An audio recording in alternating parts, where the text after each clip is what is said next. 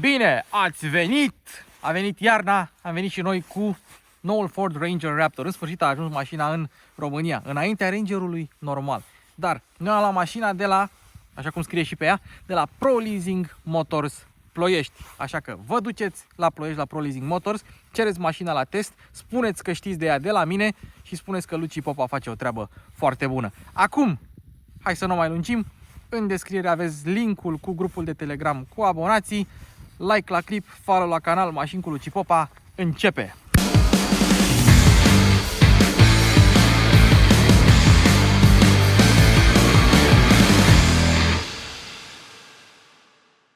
Dar înainte de toate avem giveaway de la sponsorul de astăzi. Deci, ca să pot să fac aceste clipuri fără să fiu plătit de către producători, canalul are nevoie de sponsori. Și o dată pe săptămână sponsorul canalului este Car Vertical. Car Vertical este o platformă prin care tu poți vedea un raport după seria de șasiu a mașinii pe care vrei să o cumperi. Raportul îți poate arăta dacă a fost lovită, furată, inundată, mătrășită la kilometri sau dacă s-a ascultat manelenia sau chiar dacă a fost taxi. Și vezi dacă mai vrei să o mai cumperi sau nu. Evident, trebuie să duci mașina și la un mecanic. Dar Car Vertical vă dă vouă o roată care este de fapt o trusă de scule, foarte șmecheră. Mi-am luat și eu una. E chiar super utilă. Da? Tot ce trebuie să faceți ca să intrați în concurs este să fiți abonați la Mașini cu Luci Popa și să spuneți ce părere aveți despre Car Vertical. Bună sau rea. Câștigătorul va fi ales aleatoriu, deci puteți să câștigați chiar dacă aveți o părere negativă. Și da, Car Vertical nu e Dumnezeu pe pământ, nu le știe pe toate, dar poate fi o unealtă utilă în cumpărarea unei mașini rulate. Noul Ford Ranger Raptor pleacă de la 66.000 de euro cu TVA inclus și e chiar un preț bun pentru câta mașina e și câte dotări îți oferă. Vechiul model încă mai este disponibil cu motorizare diesel, e cam cu vreo 6.000 de euro mai ieftin decât de vreo 60.000, diferența nu e așa mare. Și e disponibil cu vechiul motor diesel, care încă e actualul motor diesel, pentru că și noul Raptor va primi noul motor diesel și probabil va fi la același preț. Dacă asta e 66, aia va fi 61, 62, inflație, chestie, model nou. Deci cam pe acolo vor fi. Dacă nu vreți să așteptați dieselul, luați 3.0 V6 benzină. Și mașina este construită pe platforma Ford T6.2, adică o evoluție a platformei de dinainte, 6.1, pe care este construit și Bronco. Mașina asta e foarte, foarte înrudită cu Bronco. Mașina asta are motorul de pe Bronco Raptor, cutia de pe Bronco Raptor. Sunt mașini înrudite.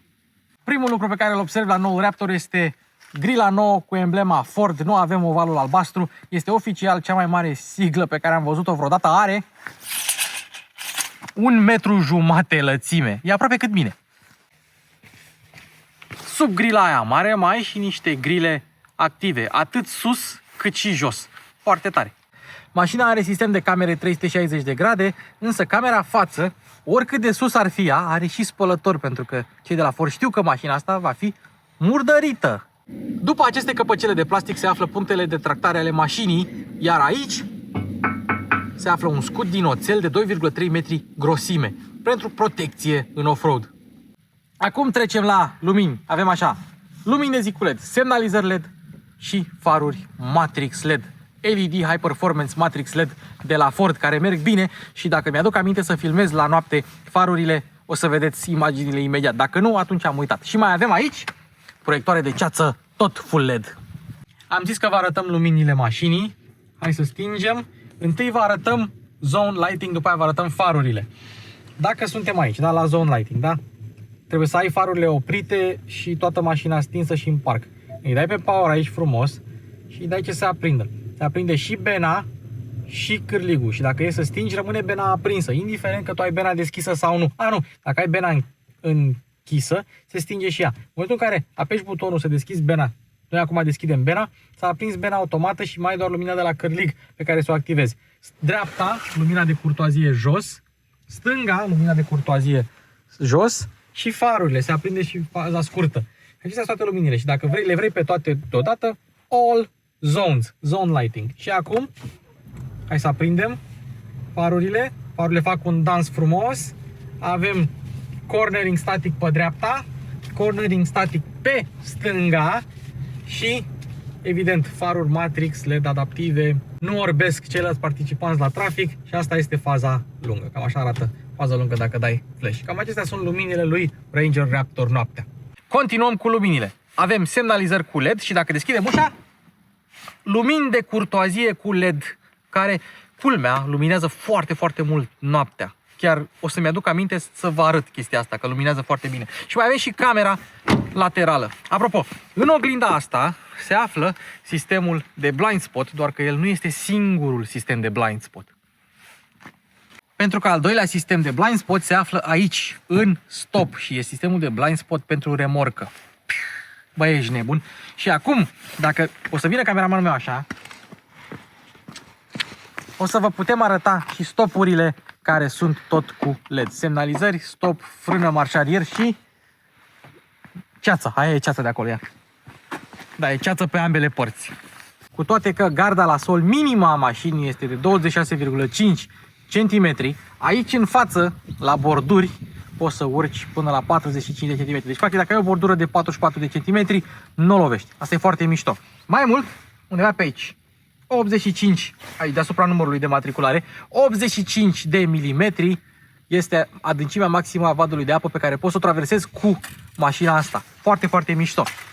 Are ampatamentul lung, că altfel ar avea niște unghiuri foarte bune de trecere. Hai să vedem așa. Are unghi de atac de 32 de grade, evident, dar în spate, având și țevile de eșapament și alte obiecte pe acolo, avem 24 de grade unghi de gajare. Iar unghi de rampă, tot din cauza ampatamentului mare, tot 24 de grade. Sunt niște cifre bune, nu zic că nu sunt, dar dacă mașina asta sau dacă era un Ford Bronco cu platformă înrudită, atunci unghiurile erau mult mai bune. Oricum, pentru un pick-up sunt top. Știu că în clipurile mele eu sunt referința, dar mașina asta chiar e mare. Cât de mare? E aproape la fel de lungă precum prima generație de Rolls-Royce Ghost. Are 5,36 m lungime. Are peste 2 metri lățime, similar cu un Lamborghini Aventador. Are aproape 2 metri înălțime, ceea ce eu nu o să am niciodată, și ampatamentul este mai lung decât al ultimului Sheptar.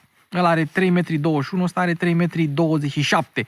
Mașina este atât de mare încât n-am căput pe locul meu de parcare acasă. Mașina e încuiată, nu se deschide rezervorul. Mașina e descuiată, se deschide rezervorul. Nimic greșit. Ce e mișto e că îți spune aici, da? După ce termin de alimentat, aștept 5 secunde, după aia scos pompa. Ceea ce e foarte tare. Și mai avem și o pâlnie, avem sistemul Easy Fuel, avem și o pâlnie prin care poți să bagi benzină din canistră.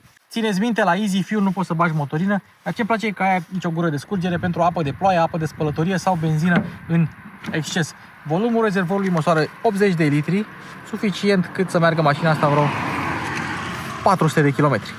Asta este cheia pe care scrie Rapto și un AptiBuild, că nu știam dacă avem voie să scoatem AptiBuild-ul de aici. O cheie de Ford normală, descuiere, încuiere și asta o să vă arăt mai târziu pentru ce este. Evident se scoate așa și dacă tot suntem la capitolul dimensiuni, hai să terminăm cu dimensiunile. Mașina cântărește 2 tone jumate la gol. Aoleu! Are o sarcină utilă de vreo 626 de kilograme. Aoleu! Adică cu 100 de kilograme mai puțin decât Rangerul normal. Deci dacă vreți să încărcați mai mult, luați-vă Rangerul normal când o apărea. Ce e mișto la mașina asta? Bara nu e prinsă de aripă.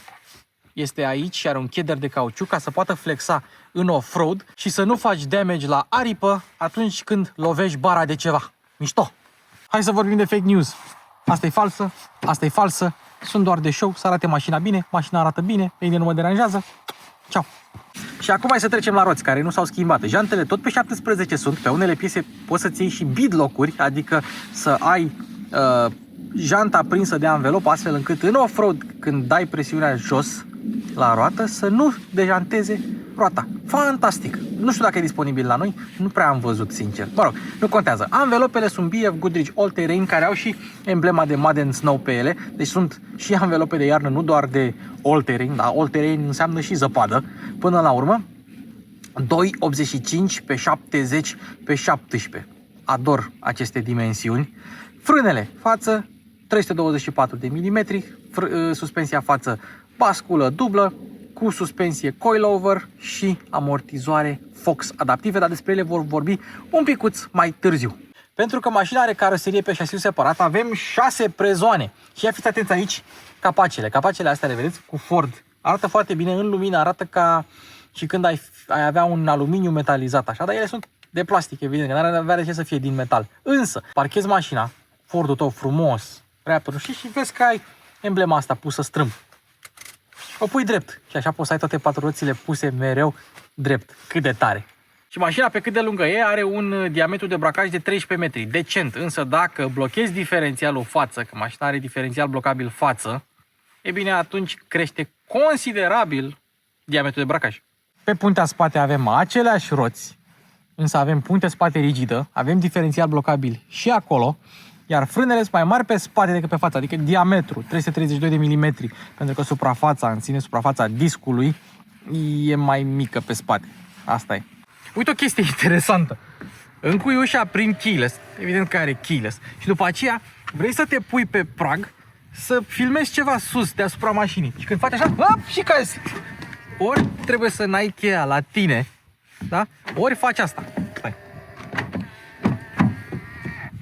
Și filmezi așa și te ții de mâner. Da, mi s-a părut interesant să vă arăt. Hai, și dacă toți suntem aici, să vă arăt și ce vreau să vă arăt. Parbrizul este securizat, laminat acustic și încălzit, și spre deosebire de Bronco și de Jeep Wrangler, care sunt alte modele de off-road, parbrizul este foarte înclinat, ceea ce înseamnă că se va sparge mult mai greu, ceea ce înseamnă că nu veți avea atâtea intrări la casco pe cât veți avea cu un Wrangler sau cu un Bronco. Pragurile sunt acum mai late și tot din metal, sunt metal adevărat, să nu se îndoaie. Mașina are geamuri cu protecție, dar doar pe față. Hai să vedem dacă are și în spate. Cu toate că geamurile spate coboară de tot, nu avem geamuri cu protecție în spate, pentru că nu avem nici impuls în spate. De ce? Pentru că asta este o auto-utilitară și există și Ranger doar cu cabină simplă, există și Ranger cu cabină dublă, dar fiind o auto-utilitară nu trebuie să aibă protecție la geamurile spate și nu are nici bipăitoare pentru locurile din spate, așa cum nu are nici Dacia Jogger. Dar Dacia Jogger nu e auto-utilitară, e doar cost-cutting. Aici e vorba de faptul că mașina este o auto-utilitară. Nu are piuietoare la centură în spate și nici geam antiprost. Bun! Încă n-a revenit Nelu Ciocănelu, dar hai să vedem materialele cu mâna. Moi, plastic texturat, moale, moale, tare, tare. Buzunarele destul de mari și mânerul de deschidere este aici, e foarte mișto. Poți să-l deschizi foarte ușor, chiar și cu mânuși, și poți să-l și murdărești că se spală ușor. Foarte tare, îmi place foarte mult. Butoanele de geamuri și oglinzi, încuiere, descuiere și aici câteva din boxele sistemului BN2 cu 10 difuzoare, care este cel mai bun sistem audio de pe orice pick-up european, pentru că în America, pe F-150 și Ram-uri și alte chestii, sistemele sunt mai bune. Dar pentru un pick-up care se vinde în România oficial, e cam cel mai bun. Dacă în față avem materiale bune, în spate avem așa, material tare, moale, moale, tare și buzunare suficient de bune pentru o mașină de genul ăsta. Adică nu sunt nici exagerat de mari, dar nici exagerat de mici.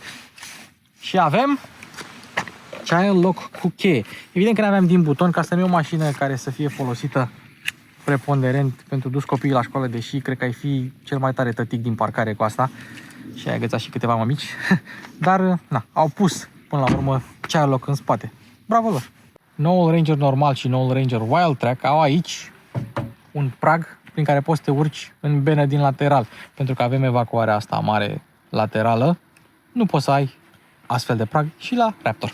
Asta e evacuarea cu supape active, o să o auziți un pic mai târziu. Avem punctele de tractare și de ancorare și aici, senzorii de parcare care nu iau în considerare cârligul de remorcare, avem prag să te urci frumos în benă, emblema Ranger, că ăsta e un Ranger, e și Raptor, dar e și Black Badge, ca la Rolls-Royce. E o glumă, nu e Black Badge, dar nu mai avem ovalul albastru, avem ovalul negru, pentru că este un Raptor. A, da, și camera spate n-are spălător. Și acum, hai să vedem bena. Tara! Evident avem protecție, capitonaj din ăsta frumos, avem și suporturi de pahare dacă vrei să stai, să te odihnești aici pe benă. Dar, ia vede, cum deschidem ăsta? Apeși de 2 ori pe cheie și bena se deschide sau se închide frumos. Hai să vedem. Am spus că avem o sarcină utilă de 600 și un pic de kilograme și am uitat să spun că mașina tractează 2 tone jumate, cu 1 tonă jumate mai puțin decât tractează Rangerul normal. Așa, avem așa o adâncime de 1,4 m, o lățime de minimum 1,2 m acolo unde avem pasajele roților și hai, vină cu să arătăm pe partea asta. Lumină, priză de 220, priză de 12V și aici butonul pentru închidere, dacă vrei să închizi bena dinăuntrul mașinii, puncte de ancorare și cam atâta în bena lui Raptor. Ce mai avem în schimb? Avem un sticker pe acolo pe dreapta în care spune că niciodată dacă vrei să pui benzină într-o canistră, să nu ții canistra în benă. Canistra mereu trebuie să fie jos, umpli canistra de benzină, o închizi și după aia o ridici, da, să faci muncă să te doară spatele, să o ridici în benă. Niciodată să nu alimentezi o canistră în benă și niciodată să nu alimentezi o canistră într-o mașină, cum am văzut.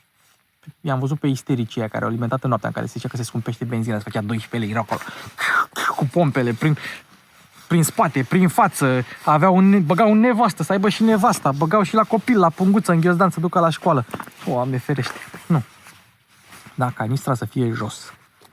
Noul Ranger Raptor este făcut în țara cu cea mai mare piață de pick-up-uri din lume pe cap de locuitor. Și nu este Statele Unite ale Americii, nu este Thailanda.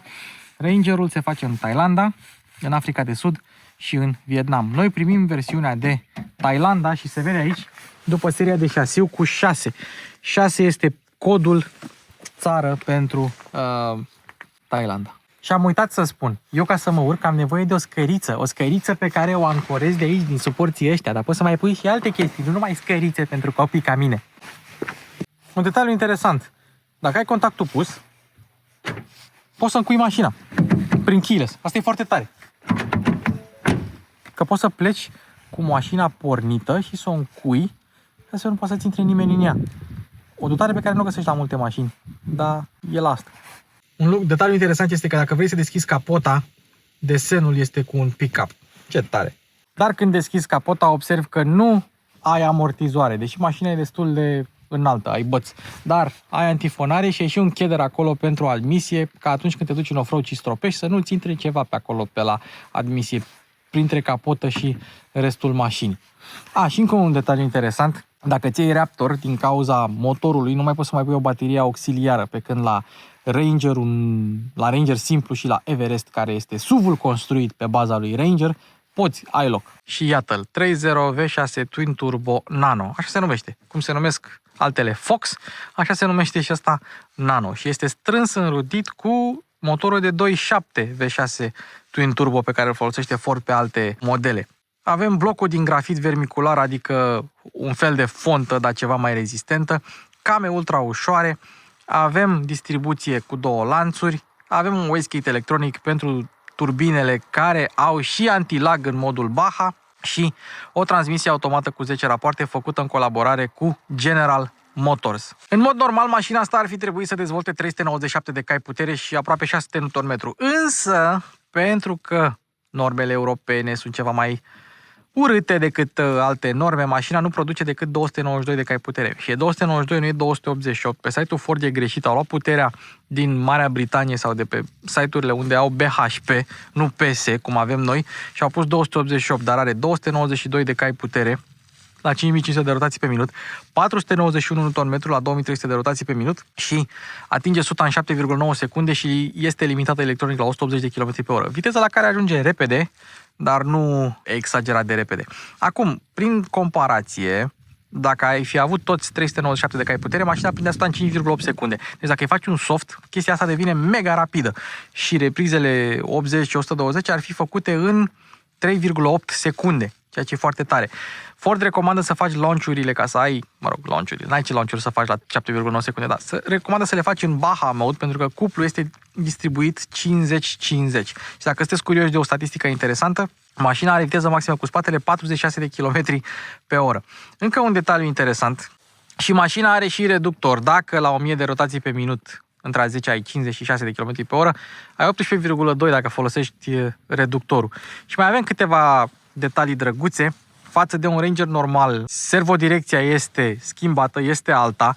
Nu mai avem sistem de noise cancellation, active noise cancellation, cum aveam la diesel.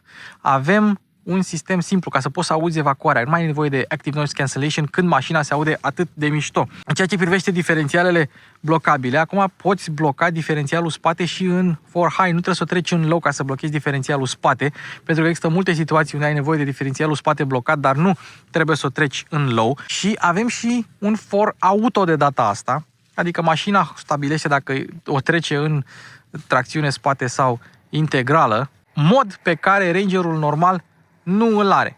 Și am zis mai devreme că vorbim și de amortizoarele Fox, care sunt niște amortizoare de competiție, sau mă rog, cât se poate de apropiate de competiție posibil.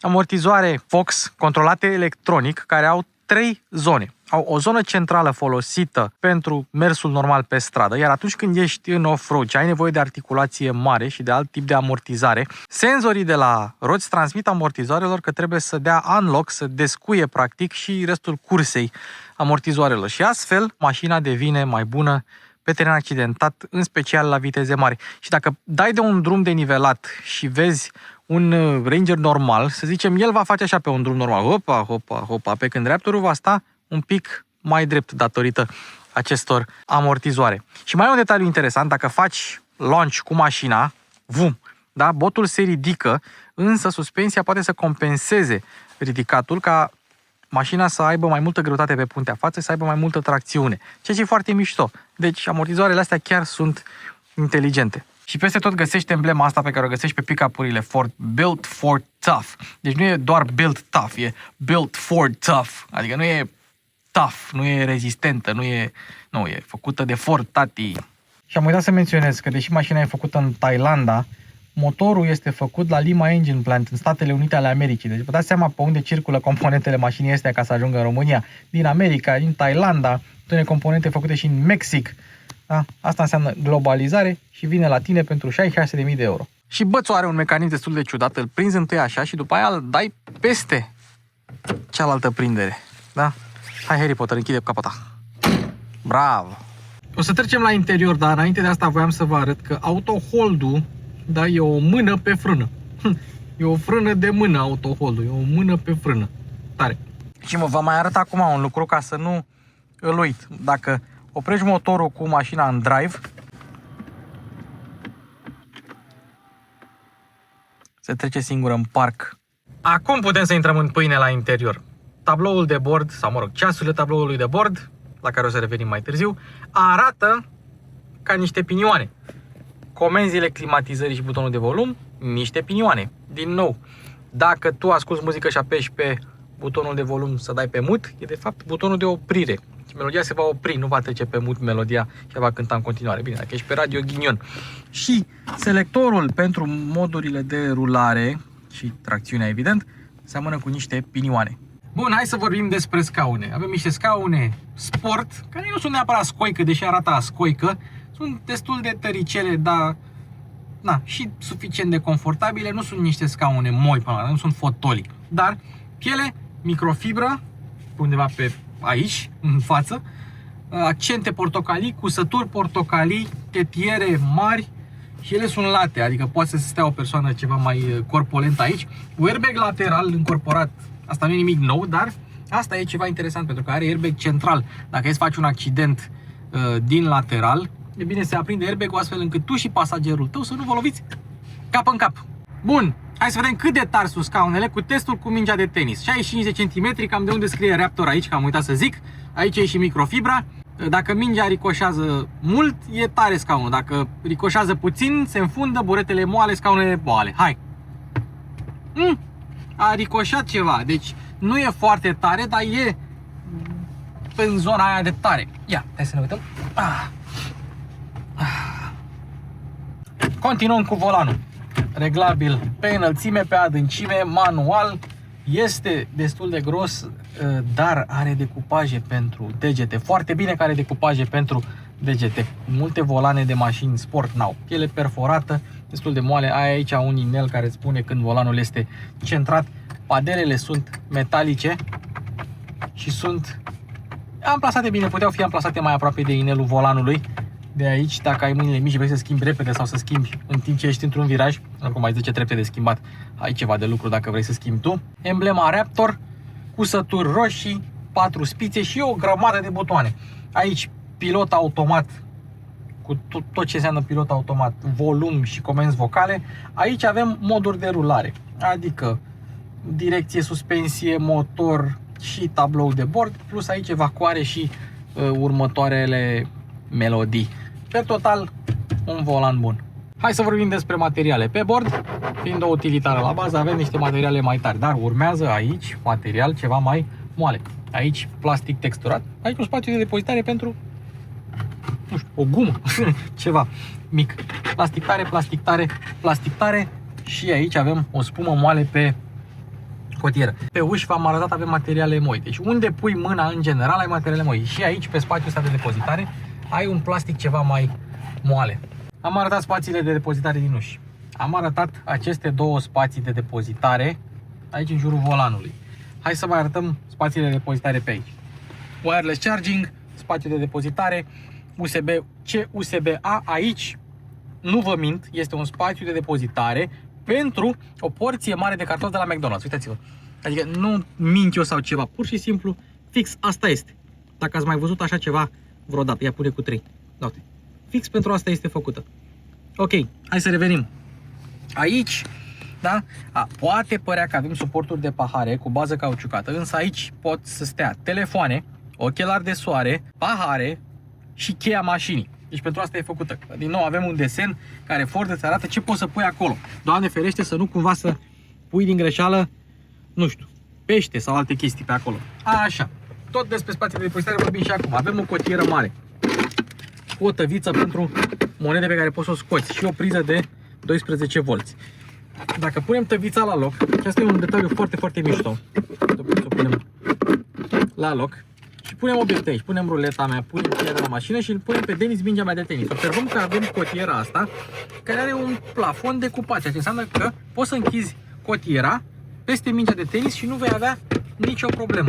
Și îmi place că avem o cotieră cu arc, dar scaunele fiind mai late decât la Rangerul normal, se prinde cotiera între scaune. Foarte tare. Hai să continuăm cu spațiile de depozitare și o să-l rog pe Harry Potter să ne arate torpedoul. Ăsta este un torpedou, ăsta este al doilea torpedou și aici mai avem spațiu pentru diverse obiecte, printre care și telefoane. Dar, ia fiți atenți aici. În stânga, cum avem și în dreapta, tara, suporturi de pahare. Wild Track și cu Raptor au așa ceva, Rangerul standard nu are. Și aici suport capitonat pentru ochelari, plus butoanele de AUX pentru lumini. Dacă vrei să spui lumini auxiliare sau ceva comenzi auxiliare. Uite ce click satisfăcător au. Sunt curios dacă poți să-ți legi lumini auxiliare pentru parasolar, pentru că nici ce nu ai și nici nu se extinde. Și un ultim USB aici pentru cameră de bord. Bine, Ford, camere de bord Ford, cum ar fi. Bun, hai să vedem ce mai avem pe consolă. Parcare automată, ESP off, start stop, butonul de off-road pe care o să-l arătăm când trecem la sistemul de infotainment, modurile de rulare de la rotița asta și dacă apeși, schimbi 2 high, 4 auto și 4 low. Trecem la tabloul de bord digital de 12,3 inch. Momentan suntem în 2 high și acum hai să schimbăm modurile. Suntem în normal, sport, slippery, mud ruts, mall și, mă rog, trece pe 4 high, pe 4 high, sand. Se schimbă ceasurile, trebuie să așteptăm de fiecare dată să se schimbe ceasurile, da? Nu mai așteptăm. Baja mode, când se schimbă și culoarea mașinii la fiecare mod. Și rock crawl. For L shifting to N. Da. Deci te obligă la for L și trebuie să treci în neutru ca să poată să schimbe. Și a trecut-o în rock crawl mode. Și acum hai să trecem înapoi pe normal.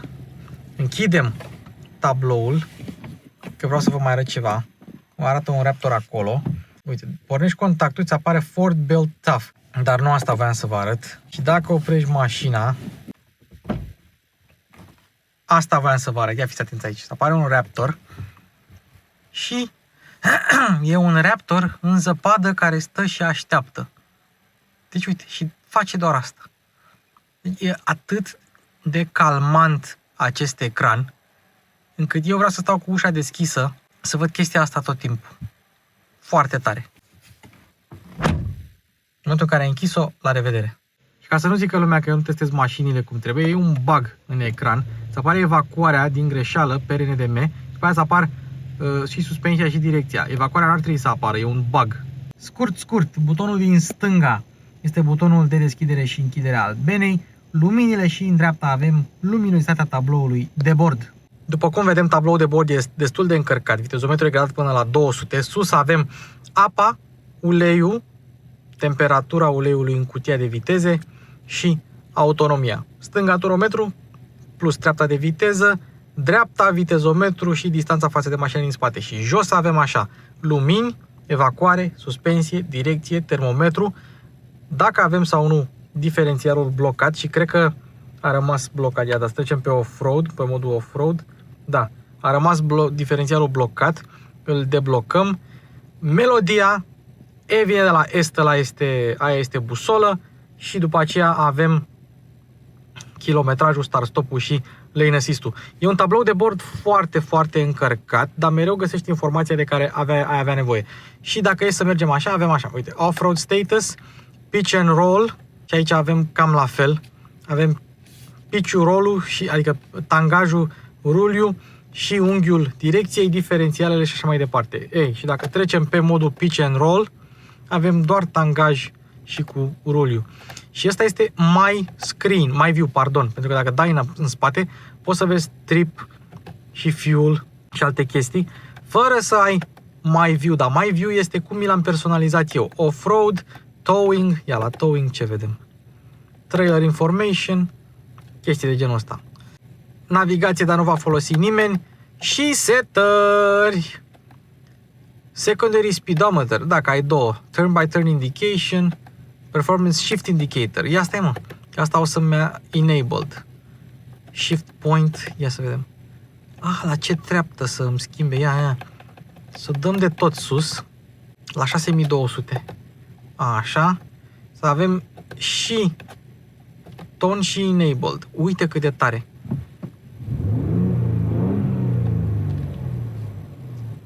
Și ce mai mișto e că poți selecta ce să arate ceasurile astea mici centrale. Hai să vedem.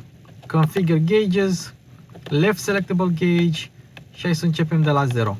Presiunea uleiului, temperatura transmisiei care e de fapt în dreapta, boost-ul, ce tare, voltajul de la baterie, air charge temperature, temperatura din intercooler, engine oil temperature, air fuel ratio, ce tare, inlet air temperature, temperatura din admisie, bă, cât de tare, și temperatura în chiulasă. Să apare un check engine acolo, dar care nu e portocaliu, e fapt un motor foarte tare. Și după aceea dacă te duci la right selectable gauge, ai exact același lucru, mai puțin informațiile care sunt deja puse pe ecranul celălalt. Foarte tare. Mai avem și oil life, deci 92% oil life. Și dacă este să mergem înapoi la My Screen, My View, Configure My View, mergem la Fuel Economy, tot crește consumul. Și a venit momentul să vorbim un pic și despre astea, pentru că avem niște moduri configurabile. Putem să configurăm evacuarea, de fapt hai să arătăm aici. Normal, Sport și Baja dacă vrei să mergi doar în off-road, că îți spune fără să o folosești pe stradă. Așa, după aceea suspensia, normal, sport și off-road pentru modul Baja și direcția, normal, confort și sport. Și mai ai un buton care se numește R pe volan. O să-l arătăm imediat. Și acolo ai configurarea. Ei bine, dacă te duci pe R, apeși pe R, ai My View și vezi cum este configurat My Mode. Ei, și acest My Mode este un mod individual, da? Îi dai press OK to close și R încă o dată de 2 ori ca să-l activezi. Și apare un R acolo. însă nu există nicio funcție nicăieri prin care poți să modifici acest mod. Și atunci, el mai e configurabil sau nu e? Da, uite cum e. Ai modurile, ți le configurezi cum vrei tu. Evacuare, baha, suspensie, normal, direcție, confort și apoi ții apăsat pe butonul de My Mode și se salvează. Așa salvezi setările pe My Mode. Butonul cu R este butonul de My Mode, direcție, suspensie și evacuare în stânga. Și acum hai să trecem la sistemul de infotainment care se apropie de 15 inch. Mult, 15 inch, vertical, seamănă, dacă nu este chiar identic cu cel din Mustang Mach-E.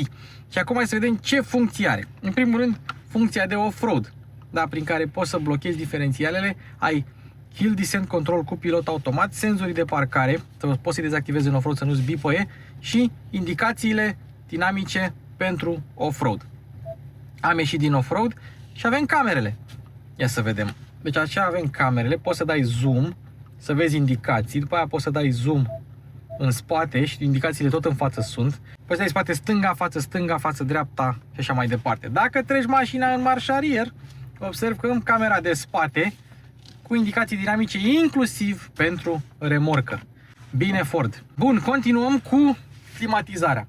Acesta este modul de climatizare cu toate funcțiile sale. Aici îi dai Sync. Apropo, sistemul se numește Sync 4. De aici îi dai Sync. Interiorul este de Ranger normal, nu este de Ranger Raptor pe ecran. Și dacă vrei să selectezi temperatura, ai aici temperatura, scaunele încălzite, volanul încălzit aici. Însă, dacă ești în meniul de camere și vrei să crești temperatura sau să modifici volanul încălzit și scaunele încălzite, nu mai apare acea dungă ca să nu îți ia din vizibilitatea display-ului pentru camere. Ceea ce e foarte, foarte tare. Bine că s-au gândit la ea. Mergem aici și avem niște scurtături. Radio, telefon, navigație, media, Apple CarPlay, Android Auto, wireless și cu fir amândouă, manualul utilizatorului și jocuri.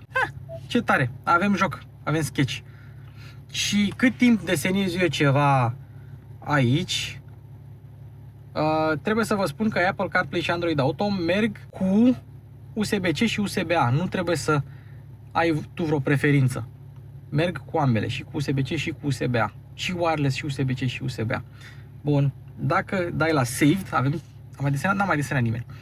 Ne întoarcem la back, acestea sunt scurtăturile.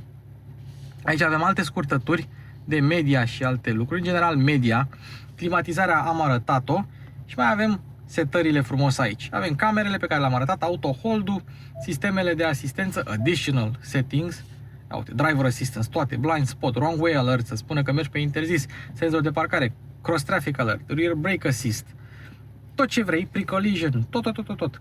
Și mai avem, văzusem eu ceva interesant, adaptive cruise control. Dacă vrei tempomatul, poate să fie normal cruise control, adaptive cruise control cu lane centering și cu speed sign recognition.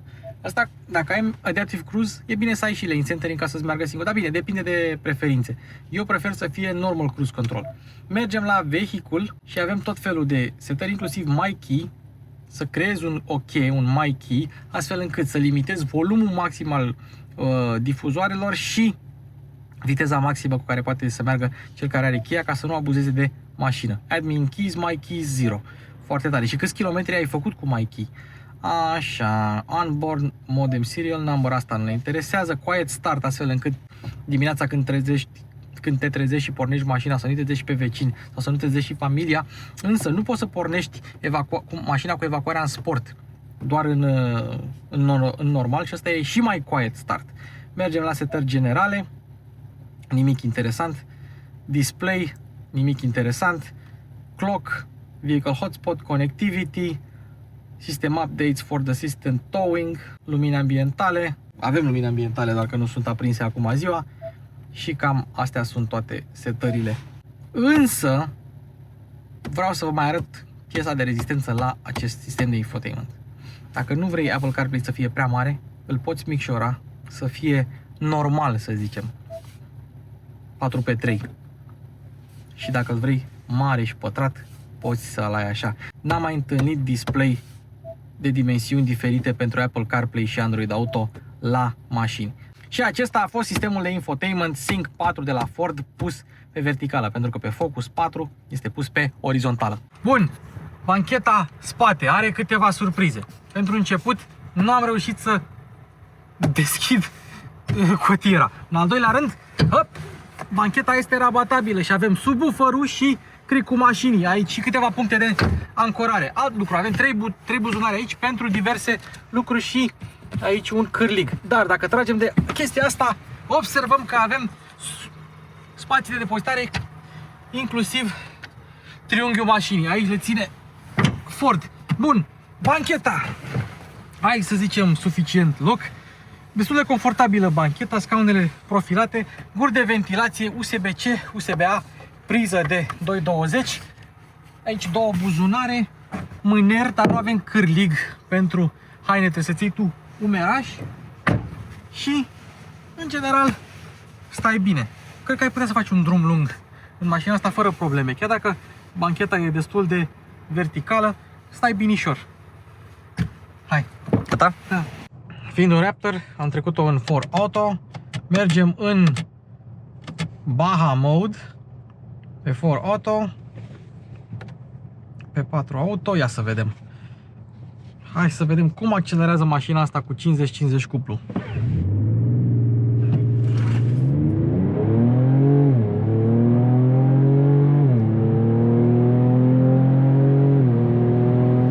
Bă, se aude bine. N-am ce să-i zic. S-a activat camera frontală. Evident, mașina nu e foarte rapidă pentru că a fost gâtuită, dar e ok. Adică se aude bine, evacuarea se aude bine. Simți că mașina are ceva cuplu, că accelerează bine. Și ăsta e avantajul mașinii, că mereu, cum ai merge, având 10 trepte, cutia e mereu pregătită. Și pe normal, acum, cutia e mereu pregătită, retrogradează, uneori chiar mai multe trepte. Mașina accelerează, adică nu vei simți nevoia de mai multă putere. Acum, uite, hai să o lăsăm ușor și să mergem așa cu 65 de km pe oră și nu știu, vrei să faci o depășire, îi dai kickdown, n-are pastilă de kickdown, n-are, dar răspunde repede cutia, răspunde binișor. Sunt curios de chestia, dacă n-are pastilă de kickdown și trecem limitatorul la 74 de km pe oră. 74? Da, poți să dezactivezi limitatorul dacă îi dai blană, dar nu are pastilă de kickdown. Interesant. În rest, poziția la volan e bună. Nu pot spune că e una sportivă, adică în scaune nu stai nici jos, nici nu te îmbracă, dar stai bine. Oglinzile sunt imense. Deci eram pe autostradă în drum spre București, de când am luat mașina la Pro Leasing din Ploiești, și vedeam tot Ploieștiul în oglinzi, atât de mari sunt. Și oglinda asta e mare, electrocromă, vizibilitatea în general bună. Un pic în spate n-ar fi, dar nici nu-ți trebuie, adică în lunetă vezi foarte bine. Problema e că nu vezi spatele mașinii, adică bena. Nu că ți-ar trebui. Poți să vezi capacul benei, dar nu vezi bena unde se termină. Oricum ai camere, te ajută ele. Îmi place că avem scaune încălzite și volan încălzit și rămân setările. Deci cum le lași, așa pornește mașina. Ceea ce e foarte tare, că nu mai trebuie să mai stai tu să te gândești, bă, să-mi pun scaune încălzite, să nu-mi pun. Nu. Inclusiv volanul încălzit. Și funcția aia cu camerele e tare, pentru că tu dai cu spatele, să zicem, ești dimineața, n-ai avut scaunele încălzite pornite, dai cu spatele, te uiți în cameră și dai repede pe scaun și pe volan încălzit și nu-ți mai apare meniul ăla cu temperatura. Din nou, foarte tare. Acum, în orice mod ai fi, poți să-l configurezi. Adică, ești în normal, poți să configurezi evacuarea să fie pe normal, pe sport, pe quiet sau pe Baja. Și se aude frumos. Poți să ai suspensia pe sport în normal, deci ai motorul în normal, suspensia pe sport sau suspensia pe off-road. Hai să o trecem pe normal. Și direcția pe normal. Mă miră că nu e trecută pe confort, e trecută în normal, pentru că ai vrea în condiții obișnuite să ai direcția pe confort. E cea mai plăcută dintre toate. Dacă o treci pe normal, se întărește puțin. Și dacă o treci pe sport, se întărește chiar foarte mult. Nu e genul de direcție cu care vrea să trăiești zi de zi. Ai un pic de feeling în direcție, nu zic nu, dar ia să o trecem noi pe sport. Și dacă trecem mașina pe sport, toate valorile se resetează. Deci dacă voiai să ai evacuarea pe Baja, de exemplu, să sune tare pe sport, ei bine, trebuie să o treci iar. Și pentru că suntem pe un drum din ăsta virajat, punem pe manual, butonul este aici în lateral. Hai să vedem așa cum e mașina pe 4x4 auto pe sport. Are cuplu, răspunde bine, treptele sunt apropiate și poți să te distrezi un pic cu mașina. Dacă o ții în treptele de putere, de la a 7-a încolo treptele sunt lungi. Până între a 7-a, cum sună, până între a 7-a, parcă sunt multe cutii care au 10 trepte, că nu sunt. Dar până între a 6-a poți să te joci un pic cu treptele, să fii în ce plajă de putere sau de cuplu vrei tu așa. Ia mergem pe sport. Evident, simți masa mașinii. Cutia schimbă decent în urcare și la retrogradare, când e pe sport, evident. Că mai există și modul normal, modul slippery, modul Baja, dar oricum pe sport mașina se conduce ok. Eu am mers cu un F-150 Raptor pe un traseu din ăsta de off-road și era super, super ușor de manevrat, super ușor de driftuit. Presupun că și asta e la fel. Dar noi nu ne-am încomendat să facem așa ceva cu asta. O să mergem cu mașina de presă când o să apară, cu aia o să mergem. Îi lăsăm pe domnii de la Pro Leasing să aibă grijă de mașina asta. Colegii de la Super Speed au fost în off-road cu asta. Aștept să văd materialul. Oricum e foarte capabilă. Și dacă ești în modul cu tracțiune spate, mașina vrea să fugă de spate. Vrea. Dar te prinde SP-ul imediat. Dacă scoate SP-ul, Dumnezeu cu mila. Dar dacă nu scoate SP-ul, mașina chiar e plăcută. Și hai să o trecem un pic pe normal, să vedem cum e când treci peste un dâmb.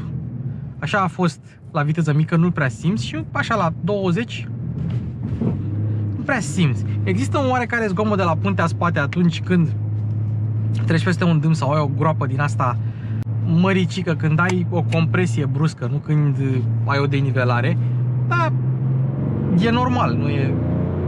Este cu evacuarea normală. Sau de bine și cu evacuarea normală.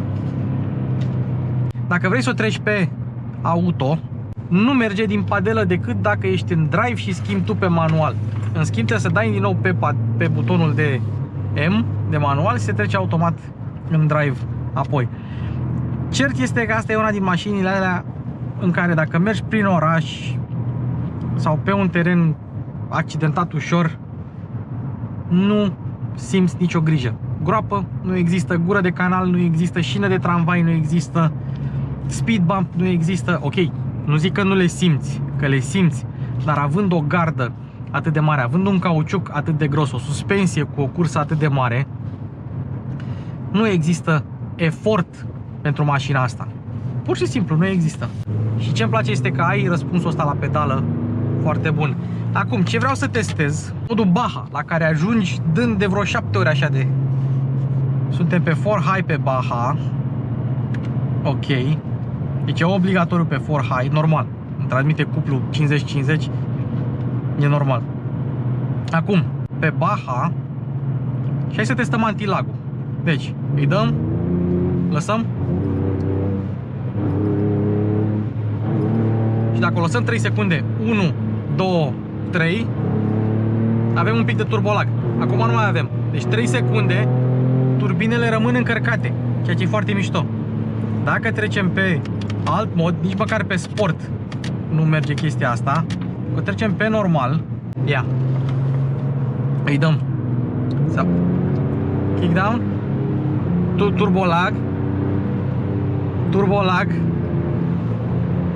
turbolag. Foarte tare antilagul ăsta. Asta e mișto să mergi pe Baja. Și ce e mișto, că dacă vrei să ai doar modul Baja la motor, schimbi frumos suspensia și direcția. Ia, direcția pe ce e acum? E pe off-road. Pe normal nu poți să pui direcție pe off-road. Asta e foarte tare. Și suspensia e pe off-road. Suspensia poți să o pui pe off-road în orice mod. Să vedem. Da, direcția se simte altfel. Mai cauciucată. Dar dacă vreau să trec direcția în confort, suspensia în Baja, o să văd cum e mașina, cum este setată mașina. Și deja simt așa cum țopăi un pic mai mult. Cum mașina filtrează cu mult mai multă rapiditate denivelările. Vrea să țină mașina constant, nu pe asfalt, ci pe terenul accidentat. Uite, avem aici, și cutia schimbă bine, uite, avem aici o baltă. Eu niciodată n-am trecut cu vreo mașină prin balta asta. Dar știu ce e sub ea când nu e baltă. E efectiv pietriș.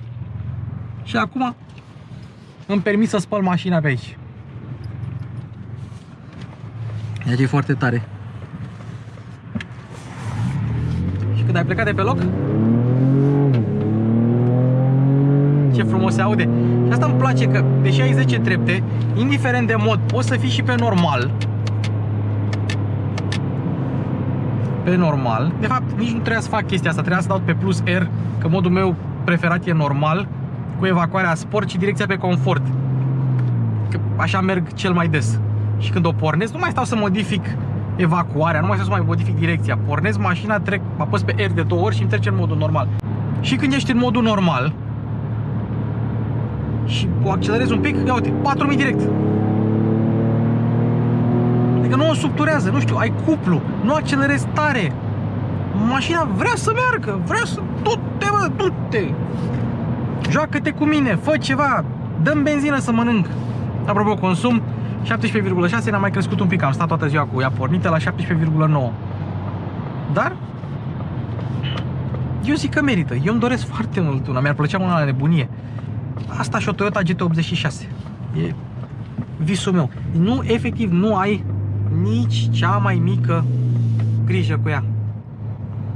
Am testat Baja, Sport, normal, slippery n-avem de ce, mud n-avem de ce. Ce mai avem? Rock crawl n-avem de ce, că n-avem pietriș. Dar o să mergem cu aia de presă, o să mergem în off-road, mergem pe munte, mergem în off-road dur. Concluzii: nou Raptor mult mai bun decât vechiul Raptor. La vechiul Raptor scaunele erau ceva mai dure, motorul diesel nu răspundea așa de bine. Am fost pe munte cu Raptorul vechi la concursul cel mai 4x4 acum 2 ani. Adevăr, era foarte, foarte capabilă. Asta e și mai capabilă. Să aprindem și lumina să ne vedem. Și cam aici se termină clipul nostru cu Ford Ranger Raptor, modelul nou. Mulțumim încă o dată Pro Leasing Motors. Este un call to action să mergeți la test drive, așa că dacă sunteți din Ploiești, duceți-vă la test drive. Dacă nu sunteți din Ploiești, duceți-vă la test drive în Ploiești la Pro Leasing Motors, pentru că oamenii au fost amabili să ne ofere mașina lor de test ca să-i facem review. Și cu asta am încheiat. Nu uitați de mașini la cheie.ro, nu uitați de giveaway-ul nostru cu Car Vertical și nu uitați că în descriere aveți grupul de Telegram cu abonații. Eu am fost Duci Popa, la cameră Harry Potter, la edit Bogdan. Până data viitoare, eu v-am pupat și ne auzim în secțiunea de comentarii. Bă, ce bine sună! V6, baby!